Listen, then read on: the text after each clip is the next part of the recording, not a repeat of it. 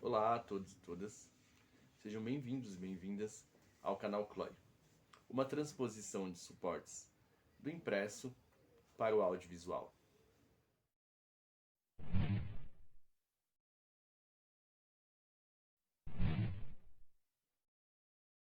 O nosso poeta convidado de hoje vem do Piauí e é Demétrios Galvão.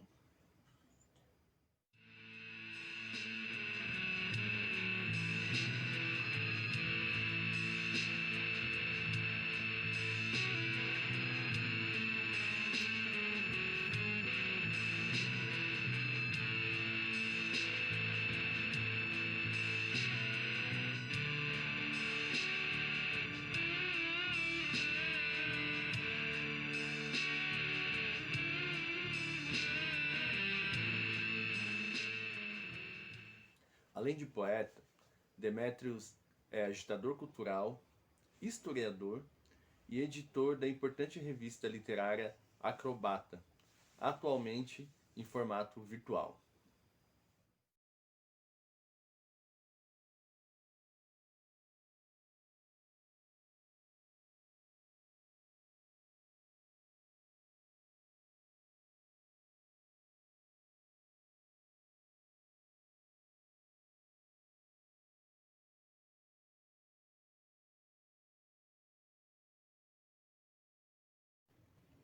Os poemas de Demétrios parecem imbuídos de um compromisso ético para com a própria poesia enquanto experiência radical e coletiva de vida.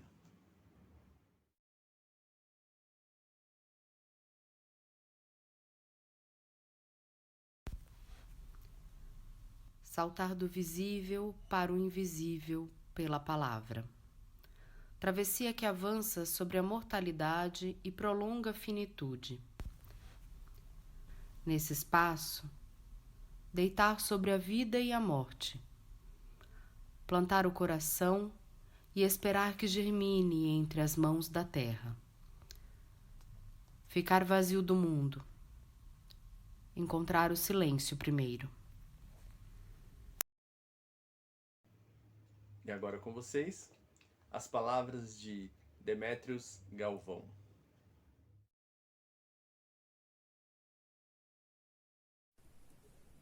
Quem é Demétrios Galvão? Sou um cara que nasceu em Teresina, no Piauí, alguém que valoriza a vida, os bons encontros. Sou pai, poeta, professor, alguém que se preocupa em produzir aproximações, em promover encontros. Então eu sou um poeta que tem uma preocupação pedagógica, um professor que busca a poética do ensinar e do aprender e um pai que habita na alegria do seu filho.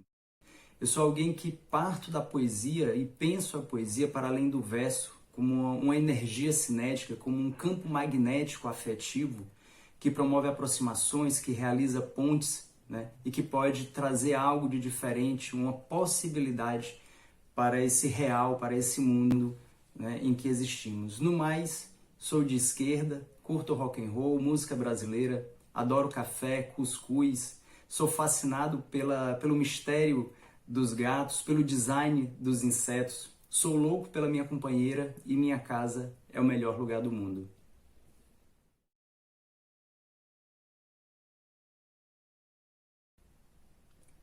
Nós aprendemos na escola a fazer essas separações, a separar natureza de cultura.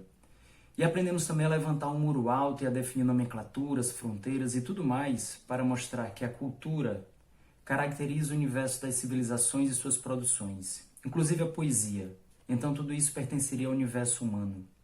E a natureza seria um outro campo, né? Seria o universo do belo e do selvagem, e que por isso precisa ser explorado como recurso para se transformar em economia, em elemento monetário, em cifras.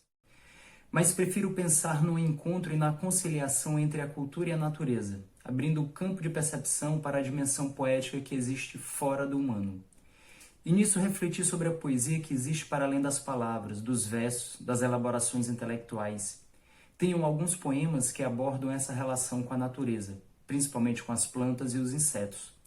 Gosto bastante da biologia e costumo trazer elementos do reino animal, vegetal e mineral para a minha poesia. Acho uma maravilha poder pensar na memória das plantas, nas suas estratégias de resistência, na sua capacidade de adaptação, no desenvolvimento de suas folhagens e floração. A mesma coisa com os insetos. Me amarro no design desses bichinhos e na sua diversidade. Seu estranho deslocamento. A biodiversidade é a grande poesia do planeta. Então essas questões aparecem para mim como um encontro da natureza e da cultura para a criação poética. Pelo menos é nisso que penso, é o que tenho aprendido dialogando com as plantas que cultivo. Para fechar, eu vou falar um poeminha que está no meu livro O Avesso da Lâmpada, um poema chamado Voz Vegetal. E ele diz o seguinte: desvendar a memória das plantas, suas raízes mais profundas no passeio cego das mãos. A voz vegetal que pronuncia os segredos da terra.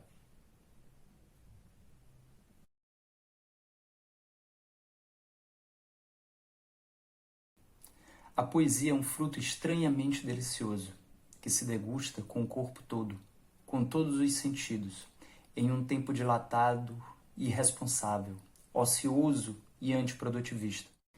O consumo da poesia precisa de um olhar atento, de liberdade para se permitir as provocações da viagem e embarcar na divagação. Para isso, precisamos liberar nossas papilas degustativas sensoriais. A poesia exige de nós uma apropriação diferenciada, que não seja óbvia, prescritiva, burocrática. Estamos falando de provocações que nos levam a relações de entremeio, no trânsito entre o material e o imaterial, o visível e o invisível, o palpável e o impalpável. É nesse pelo meio das coisas que a poesia, com sua magia, nos atravessa e desloca nossa percepção, refaz nosso contorno humano, nos tira o chão. Esse é um caminho viciante e sem volta.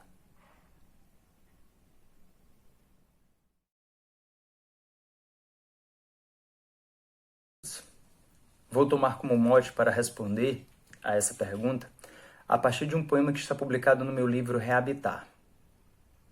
Abismo. A noite é escura em sua sombra.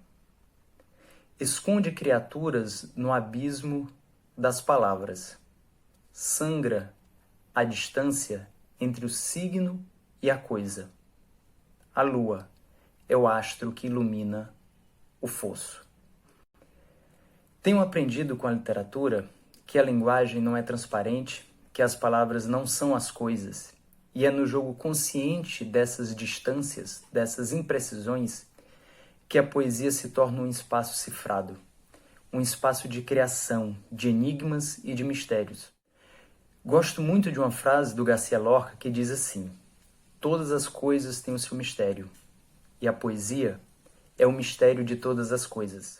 Assim, a potência da poesia é também sua capacidade de esconder no entre versos abismos, estranhamentos, imprecisões.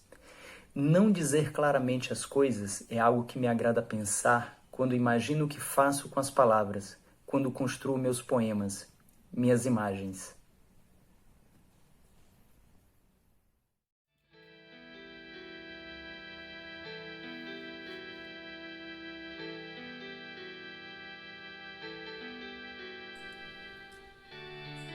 Farrapos da imprecisão. É privilégio dos vivos ter lembranças, coisas guardadas onde não sabemos onde. De um avô lampeja a velhice esbranquiçada em passos bem curtos, com palavras que não criavam raízes dentro da frase. Do outro, a matéria dos olhos assertivos esverdeados, semeando a terra, plantando cajus e lutando contra as formigas. De uma avó, ficou a potência de uma mãe de muitas mulheres que não tiveram a sua mesma força. Da outra, a doçura alegre de quem gostava de bananas e nos encheu o bucho de coisas boas. O que fica são os farrapos da imprecisão, alguns flashes não revelados da máquina.